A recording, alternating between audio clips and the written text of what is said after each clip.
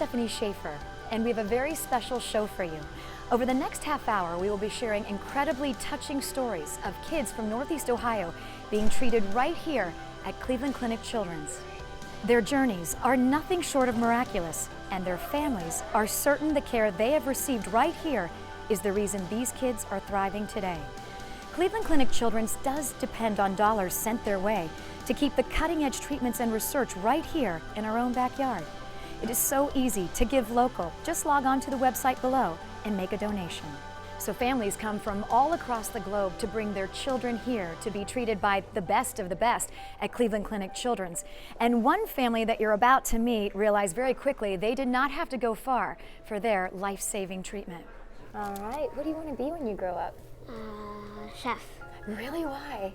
Because I like to bake. Maisie Nallin had just finished her first week of kindergarten when her mom and dad noticed something strange. We had noticed some bruising, and I thought our kids had set up the slip and slide to coincide with the playground slide in our backyard, and I thought the bruising had come from going over old tree roots on that slip and slide. She just had so many bruises. And our neighbor and good friend who is a pediatrician, I said, can you look at her? Like, what do you think? And she said, I think I would get her checked out. And then I called her actual pediatrician who said, take her in tonight. And something in her voice, I knew then that we were in big trouble. Maisie was quickly transported to Cleveland Clinic Children's, where after much testing, she was diagnosed with very severe aplastic anemia, an incredibly rare blood disease. Maisie's parents immediately researched every children's hospital around, but they found the best place to treat Maisie was in their own backyard. There really was no comparison to what they offered here. One of the things that struck me shortly after Maisie was diagnosed and we were here, I think it was a social worker or somebody was asking us where we were from, meaning, are you from Southern Ohio, are you from Pennsylvania, or from Or a Lakewood? different part of the world. Right. Right. We were from, a 20-minute drive away in Lakewood. And it struck me then, I'm like, man, we are really lucky that we have access to this level of healthcare, right across town. All right, you are 2 and I am 1. Even more important than the close proximity is the incredible relationship Maisie has forged with her doctor, Dr. Robbie Hanna, and the feeling is mutual. I call her the amazing Maisie because from day one when we met Maisie, she was really a very energetic girl, but she distinguished herself by impressively asking very difficult and important questions that were way beyond her age. I was like, are you sure you are only 6 years old? I can't believe that. I always tell the families, we are going to become part of your family during this journey. Talk about the doctor. It's really heartwarming to see his interaction with your daughter. Oh, completely. And we have just the utmost faith and trust in him and know that he is, and the whole team, their brilliance and their care are helping her through this very difficult time. And along the way, he's really gained her trust and she loves him. And that's made all the difference. Oh, you won!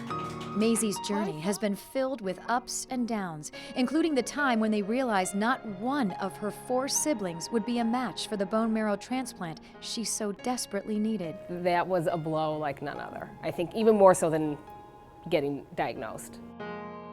We started immunosuppressive therapy. Right after Christmas, they ruled that a failure. And at this point, she had no good matches in the whole worldwide database. And a week later, Dr. Hanna said, we have a match for her. It's from Germany. He's 24 years old. This is what we've been waiting for. This is for her. Are you maybe a little smarter than your doctor? Yes. Yes! Maisie had a successful bone marrow transplant last April. She's come such a long way. She's gone through a lot. Yes. Kids are so resilient, though. I think it's probably how those doctors can do and nurses can do what they do every day. Kids are the joy of our lives. I can't tell you, I ask all the time, why you're doing, how could you even be a pediatrics oncologist? And I will tell them I can't be anything else. The energy, the reward you get by taking care of them, it's impressive. Maisie's parents just want for Maisie what every parent wishes for their child. What are your hopes and dreams for that little biscuit over there when you look over at that sweet little thing? You know, we want her to get better and to be able to get her life back to normal, to be able to go back to school and to be able to take her to the movies and Play a sport. play a sport and you know, we want her to be able to get, you know, that life back.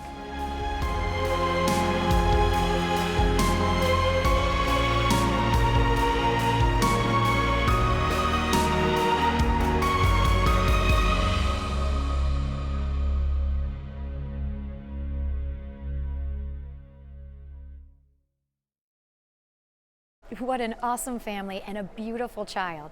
Remember, 100% of your donations stay right here in Northeast Ohio when you give local. Coming up next, you're about to meet a local basketball player who shares with us the day his life changed forever.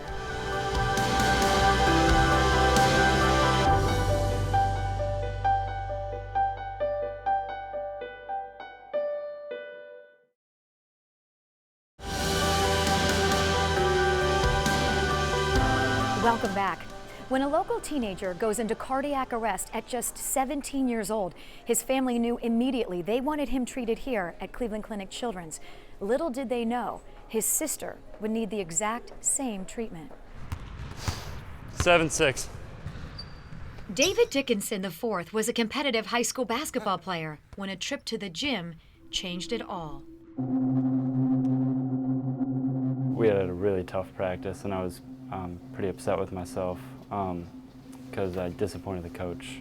And I went home and I decided that I wanted to get some more exercise in. I went up to Lifetime Fitness and I was warming up, just running on the treadmill, and I got, you know, to the point where I was a little lightheaded, so I decided to stop. And at that point, I put my hands on my knees and then kind of blacked out after that. At only 17, David had a heart arrhythmia followed by a cardiac arrest. David's dad, David Dickinson III, said the strong actions of fellow gym members saved his life. It was a crowded gym at the time because it was the end of the day, and there were a number of people that were able to get involved immediately. They took his pulse, administered CPR, and then realized that he did not have a heartbeat, and so then they got the defibrillator. Used that to get the heart started back into rhythm. David was taken to Cleveland Clinic Children's. Seeing as Cleveland Clinic is #1 in the world in cardiology, it was a fairly easy decision. He was diagnosed with hypertrophic cardiomyopathy. David's doctor, Dr. Peter Aziz, is a pediatric cardiologist at the Cleveland Clinic. In hypertrophic cardiomyopathy patients, it's oftentimes in the bottom chamber. This is the wall that divides the two bottom pumping chambers, called the ventricular septum, and that oftentimes will get thickened in this condition. That muscle can obstruct the outflow of blood to the body. More importantly, in terms of arrhythmia, is this muscle thickness can cause a disarray of the electricity in the heart, and that can cause fatal arrhythmias where the heart goes extremely fast and the heart can't pump blood efficiently anymore. Dr. Aziz not only began treating David, but quickly made a life-saving discovery for David's sister, Nina. Nina was a competitive swimmer. Nina was going to compete in the pool the next day after David's event, and so Dr. Aziz said, hold on, oftentimes this is genetic. They found that her heart was structured much the same as David's. Dr. Aziz implanted what is basically a portable defibrillator into David and Nina's chest. So it's called an ICD. It's a implanted cardio defibrillator that is implanted either on top of the muscle or beneath the muscle, and then there's a connective wire to the heart, and that will defibrillate him if it ever occurs again. Which it has. I was running into school and I had another event and it shocked me, but woke back up with a bunch of people screaming in my face. So obviously it did its job. One of the biggest obstacles that we faced after diagnosing Nina and David was how to recalibrate their lives afterwards. How are we going to manage our expectations for you in terms of physical activity from here on out? David says his condition has put a lot of things into perspective. Being alive and healthy and, still, standing up is a lot better than, laying it all on the line for a basketball game.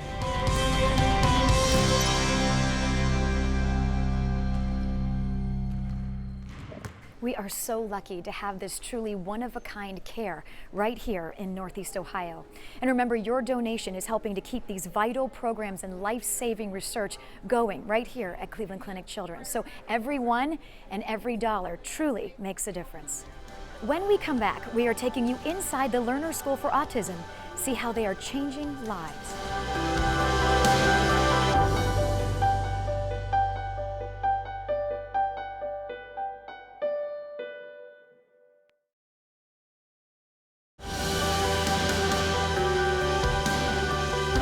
Welcome back. Well, I'm here now with Sandra from the Philanthropy Institute here at Cleveland Clinic Children's, and you guys do amazing things here, and it's really funded by this Give Local, which every single dollar raised goes right here to local children.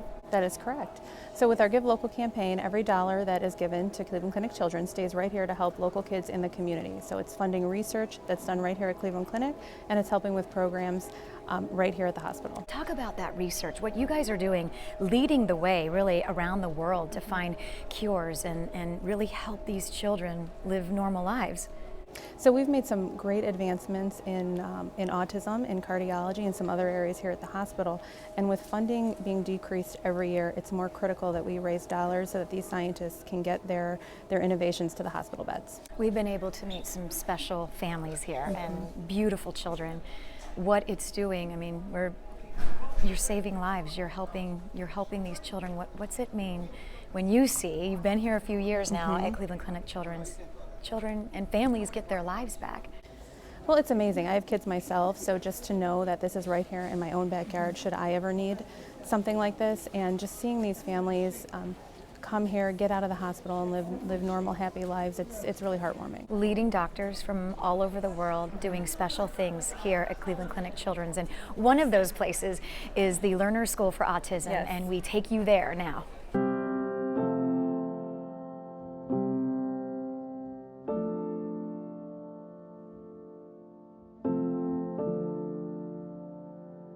When did you notice something wasn't on par? Right away. Yeah, really from day one. He was always very challenging. We realized that he was always very non-compliant, and we wanted to get him into, we tried gymnastics and various daycares. He always wanted to interact, and he was very excited about doing these things, but we would always have to leave because he just wouldn't do it. He'd be off running around. He wouldn't sit with the other kids in the circle or anything, and he was always very disruptive. He kept being removed from those, and it started to weigh on him because he wanted to participate and he didn't really understand why he always had to leave. It was a relief when we finally got the autism diagnosis.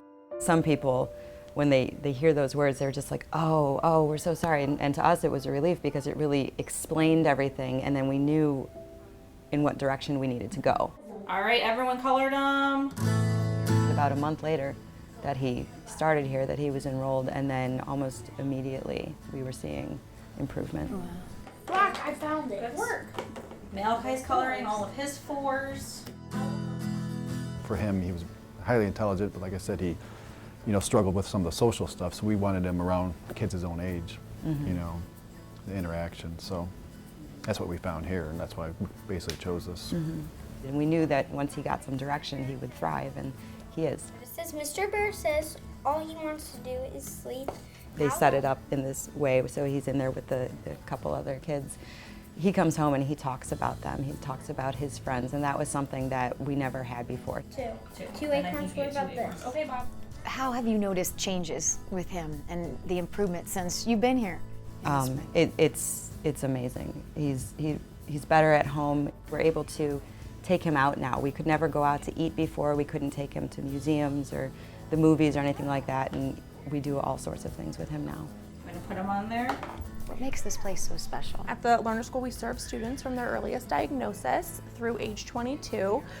We use the science of applied behavior analysis. We're able to have a pretty big multidisciplinary team working with all of the students so that we can really individualize the programs for them. So when we have students come into our program, we take a good amount of time at the beginning to really do good assessment of the child and learn about them. What are their strengths? What are their needs? What are their learning styles and their learning trends so that we can set up a very individualized curriculum. How have you seen Malachi improve since he's been here? When Malachi started with us, it was very evident from the beginning that academically he was very strong. Language comprehension, were very strong skills for him. He's a brilliant kid. He's a very, very smart kid. In terms of more of the social cognitive types of skills and interactions with his peers, those are the things that were more difficult for him. So we've worked heavily on interacting with peers and what are expected and appropriate behaviors to be having during different situations. And he has done very, very well with that curriculum, and we are seeing huge gains in his ability to interact with his peers. One of my friends' name is Troy, and he has a little sister named Stephanie. Nuh-uh. You guys are really arming these kids with lifelong skills that when they leave here, this is stuff that will take them to great places.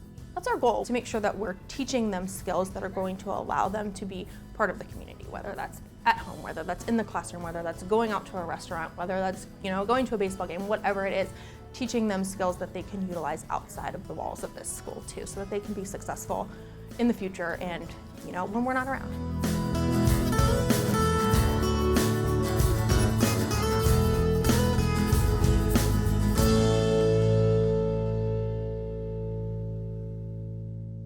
Such awesome kiddos. Remember, please visit this website for more information and how you can donate to help keep these programs going. Still to come, how child life specialists might be the secret weapon to keeping kids happy in the hospital.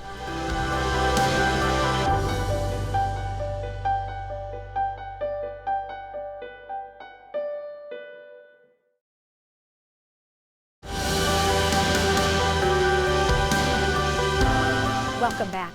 Cleveland Clinic Children's is dedicated to treating the child as a whole, and that means the emotional side of healing. And as Kathy Young tells us now, that's where a child life specialist comes in. What else do I have in my bag?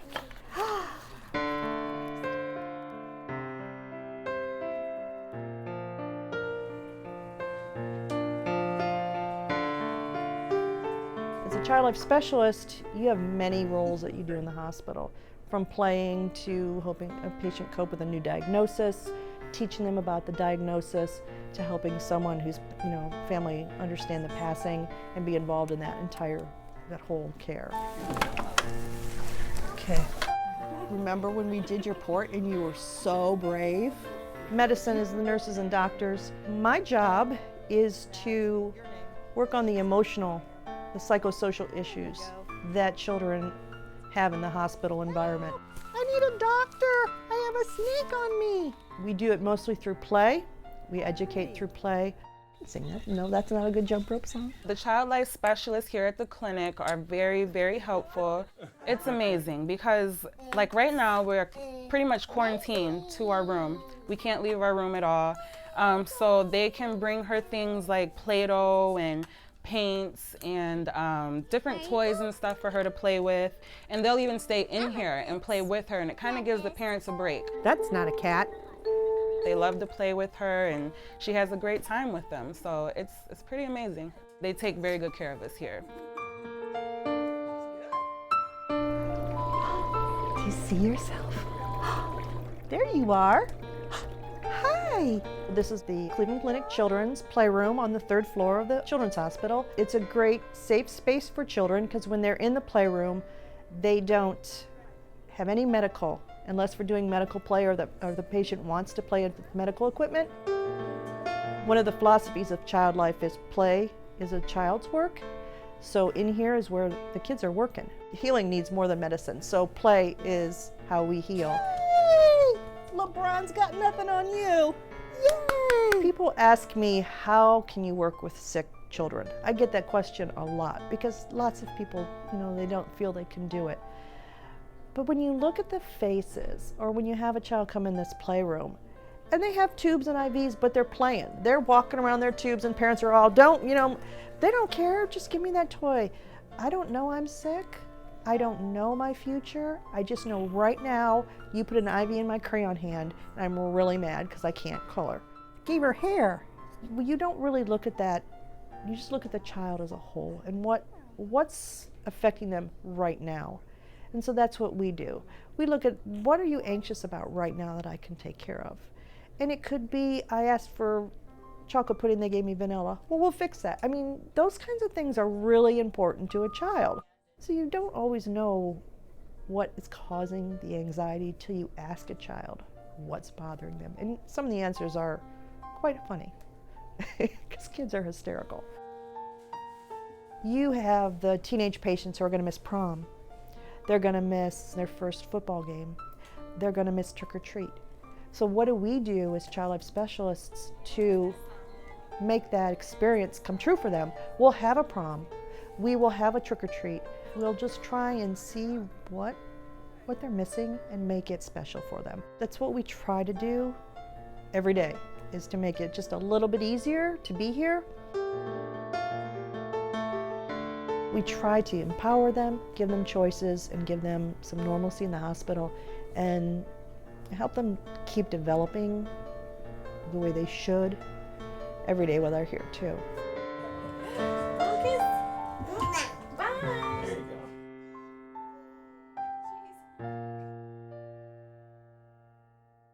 They truly are making a difference in these children's lives. When you give a donation to Cleveland Clinic Children's, don't forget, you are helping to fund all of the research done right here in Northeast Ohio, and you are giving hope. Through your generous donation, they are able to take the research from the science lab right into the hospital room and begin improving the lives of kids right here in your own backyard. Please log on to the website below and give any amount you can. Every dollar makes a difference, as you can see. Thank you for joining us, and thank you for allowing us to share these incredible stories of hope and inspiration happening every single day here between these walls at Cleveland Clinic Children's.